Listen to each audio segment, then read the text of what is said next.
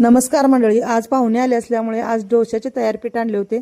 तर त्यासाठी सांबार करण्यासाठी मी एका कुकरमध्ये एक छोटी वाटी तूर डाळ, एक छोटी वाटी मूग डाळ स्वच्छ 2 पाण्याने धुवून त्यात अर्धा चमचा हळद घातली। नंतर गाजर फ्लावर बटाटा तुकडे करून बारीक घातले होते, एक छोटी वाटी अशा प्रमाणाने। नंतर कुकरला 3 शिट्ट्या दिल्या। नंतर ओले खोबऱ्याची चटणी करण्यासाठी अर्धी वाटी ओले खोबरे, कोथिंबीर अर्धी वाटी, हिरव्या मिरच्या 5, फुटाणे डाळ 1 छोटी वाटी, मीठ चवीनुसार, लसूण 5 पाकळ्या घालून बारीक करून मिक्सरला ठेवले।